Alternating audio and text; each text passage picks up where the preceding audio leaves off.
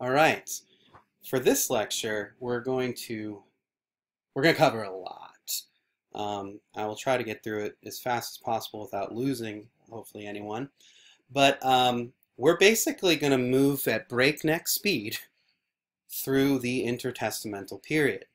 Now, the reason this is called intertestamental, of course, is a Christian designation. This would not be an intertestamental period for Jewish people. This would probably be this is, I think, generally called the Second Temple Judaism. But anyway, this is the period between the end of the Old Testament and the beginning of the New. And that's why Christians call it the intertestamental period. So I don't mean to be, insulting to Jewish people or anything by calling that. It's just what Christians call it. But otherwise it could be called Second Temple Judaism or something like that. So we're going to kind of cover the main sort of important moments in a basically 500-year period. So it's going to be very general, and in some ways, when you go this quickly over history, such a great expanse of time, it's going to lack nuance and stuff like that. And so I just want to let you know I'm aware of that. As a historian, I'm aware of that. But for our purposes, we're going to try to cover as much as we can in as short a time as possible, because while there's a lot here and a lot to cover, and we can't get all of it, we can't skip this part because it's absolutely key for understanding Jesus. So, getting right to it, basically what happens after Babylon, and we already talked about this, is just a series of further conquests by empires. I mean, this whole period is a period of the rise and fall of empires. And imperial lifestyle is becoming the basic economic and civic technology, statecrafting of the ancient Near East and the larger Mediterranean world.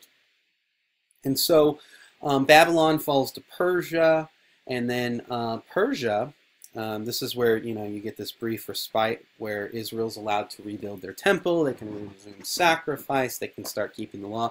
Persia was really good about this. Persia, unlike other imperial assimilating kind of groups, practiced a sort of very qualified religious freedom, where they didn't make you take on their religion, and there was some pretty successful aspects to that.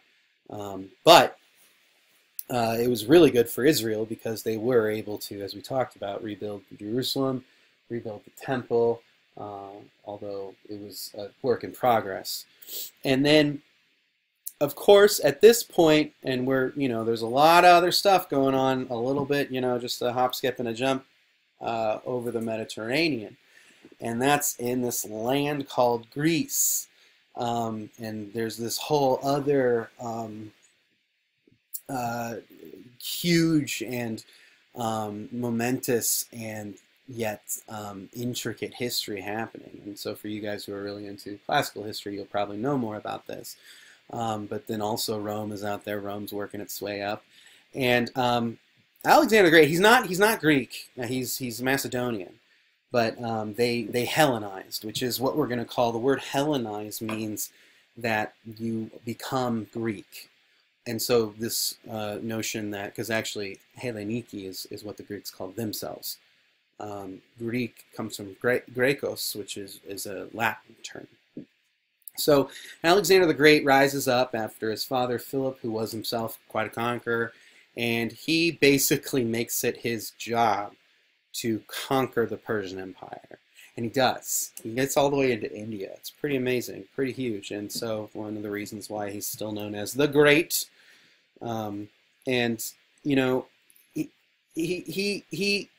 He believes in Greek culture. Like, he's a believer.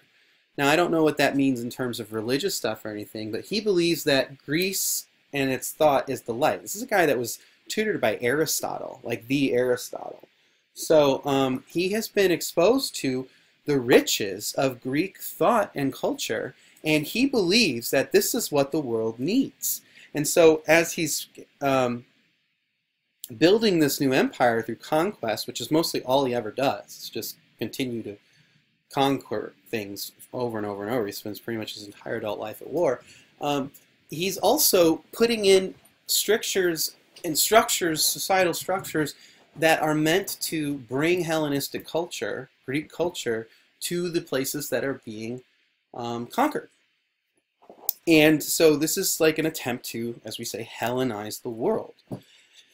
And I think, a lot of times the intentions were good, in the sense that they really believed Greek culture was superior. But it was a colonial effort, and was also used in very, very nefarious ways, i.e. to assimilate peoples and ensure that they won't revolt. And he would die like less than 10 years after conquering the Persian Empire. He couldn't stop. It's like addicted to it. And so his empire was violently divided up between his four generals. And I say violently is because they fight all the time. And this becomes, these four successors, fighting becomes known as the War of the Diadochi, which means successors. So it's the War of the Successors. And here's the basic map. Now, you don't need to know all of this, but here's Greece, and Macedonia is up in here, and then this is Asia Minor. Here's where Israel is. You can see even some interesting things. The Egyptian or Ptolemaic Empire has some land here, and then this is the Seleucid Empire, and it's really keyed in at Antioch, right up here. And so you don't have to worry about this so much. Here's Italy though. So there's Rome. But these two empires we need to know, very, very important. The Seleucids and the Ptolemaics, because they are at war constantly. And it's basically because of Egypt. The thing about Egypt, everybody always wants to conquer Egypt. Why? Because Egypt is the breadbasket of the world, all right? It's the most fertile land in the ancient Mediterranean world. That Nile River, it's just a bread machine. Not to reduce like the entire Egyptian identity. And in fact, this is borne out, like the Egyptians are never ruled by Egyptians. There's always these different conquering kingdoms that come through and run Israel, or excuse me, Egypt. And at this time, it's the Ptolemaic kingdom. And so the Seleucids want Egypt. Everybody wants Egypt, but they're closest. And so they're in this continual war with each other. And it goes on and on for centuries. And finally, the Seleucid king has this Antiochus IV, Antiochus Epiphanes, and he has this idea that, all right, once and for all, I'm going to go and I'm going to conquer. So he gets all of his army together, huge army, and marches through Israel, all the way through, stops at Jerusalem, and gets to the border of Egypt and moves through, and he's going to Alexandria. And before he gets to Alexandria, he's met by, I think it says a single person there was other people there, but most importantly, there's a man on a horse holding a standard. Now, a standard is a pole and then a big symbol or sign of what tribe or kingdom you belong to. And this standard is emblazoned with 4 letters. Can you guess what they are? They are SPQR, Senatus Senatus Populusque Rome. Senate and people of Rome. It's Rome. So basically what happened is the people in charge of Egypt, of the Ptolemaic kingdom, said, I don't know that we're going to defeat Antioch. I think he's going to win this time. So they sent to Rome. They went to Rome and they said, will you help us out? And they said, sure, we'll help you out. We're going to find out. This is a theme. This is a way Rome conquers. So they come and they send this person, and he rides up to meet Antiochus, and he says, so, you still want to go to war? And Antiochus says, let me think about it. So the general representative, he said, okay. He gets off his horse, and then this is maybe one of the, I mean, I don't even know for sure if this happened. I think it actually did. I think this is a true historical story, but either way, it's an awesome story. And so what this guy does, he takes that standard, and this is maybe where we get the the idiom "line in the sand" from. Maybe not. I'm not sure, but I think so. And it's possible.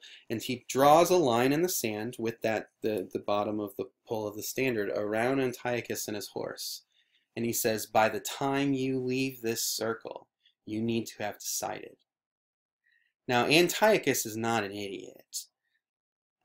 He knows that he cannot defeat the Roman Empire. By this time, Rome has become way too strong and swallowed up pretty much all the other Alexandrian, that is the Macedonian Diadochi kingdoms. And so eventually he says, you know what? I think I'm going to go home. I don't think I want to fight. And I'm sure that the guy said, that's a good choice. Because you'd lose. And he would have. Rome would have destroyed him. So obviously, Antiochus is not happy. He's upset. And rightfully so. I mean, he just got humiliated. And so, as kind of the grapevine goes, there starts to be this message that's traveling along that says Antiochus was defeated by Rome.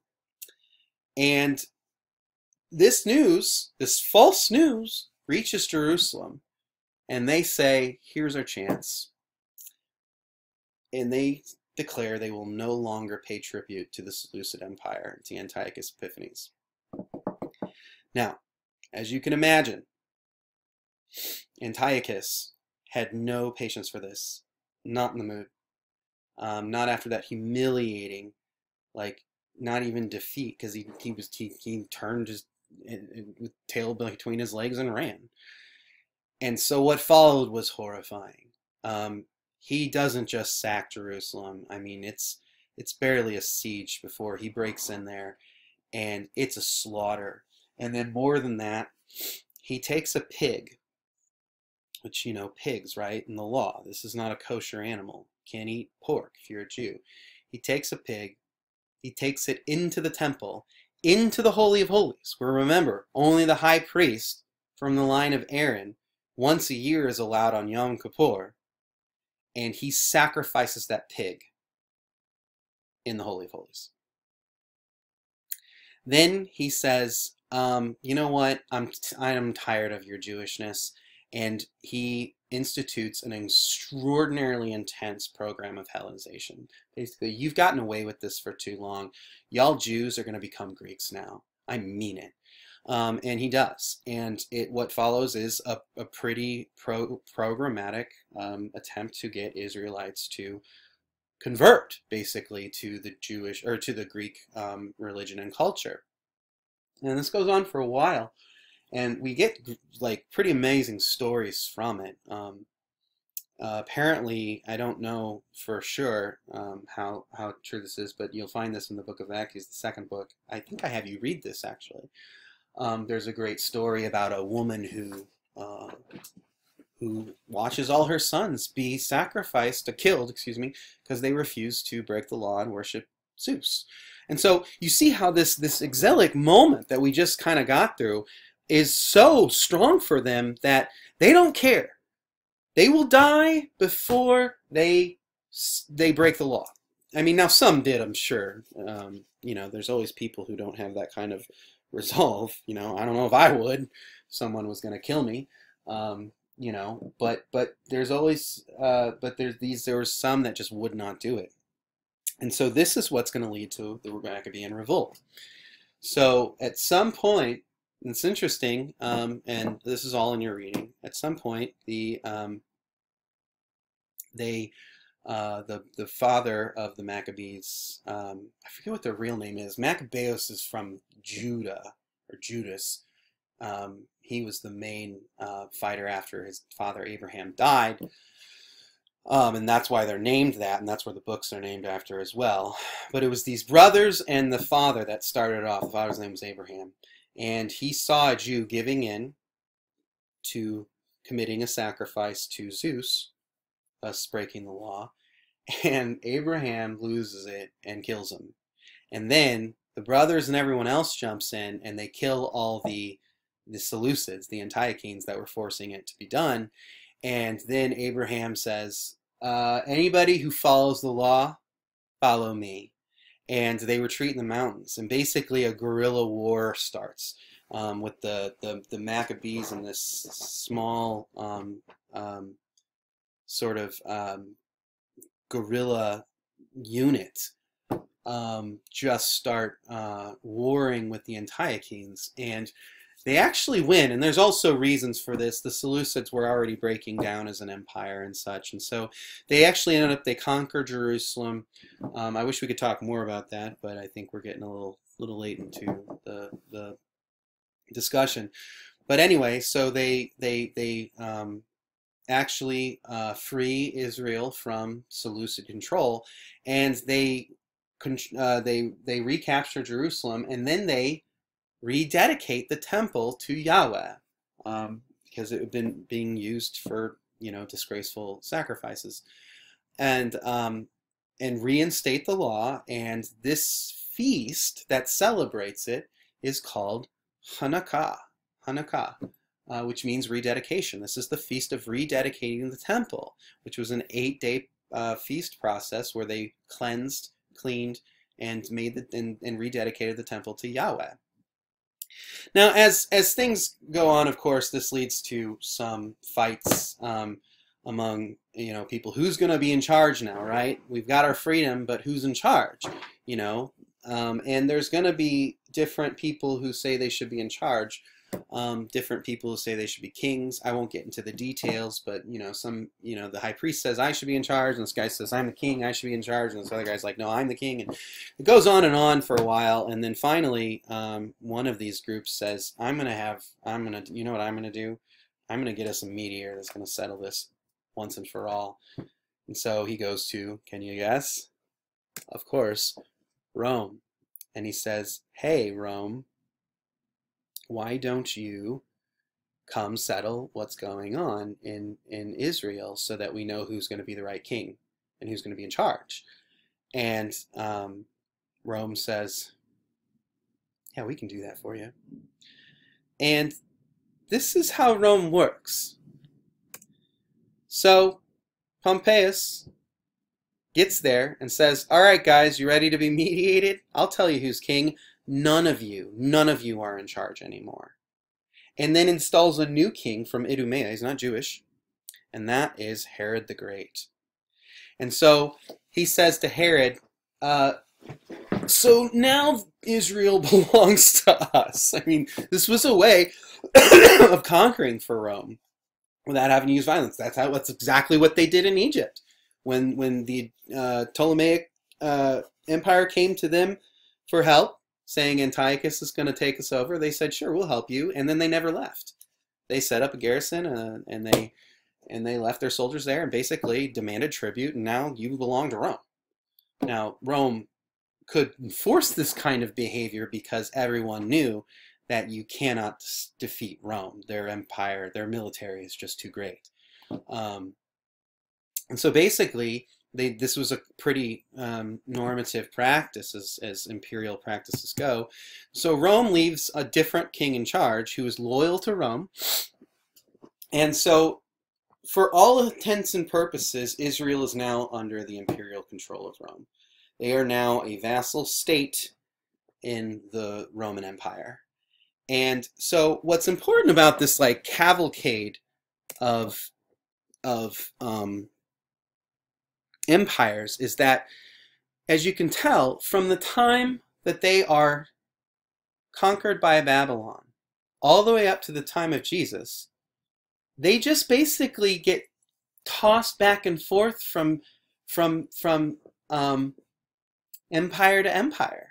You know, they have a few brief years of being kind of autonomous, but for the most part, they just spend it being ruled by different empires. You know, whether it's the Babylonians, the Persians, the Seleucids, the Romans, they're just over and over, they are tossed back and forth between these empires. And so for them, the concept of exile continues. They're not in charge of themselves. They have to be deferent to other kingdoms that are not kingdoms of Yahweh, that are blasphemous kingdoms, who practice idolatry and polytheism, worship of many gods, when the Jews now believe there's one God, and that's Yahweh, and he alone should be worshipped. And so basically the Babylonian exile continues. It doesn't stop. They are still in exile.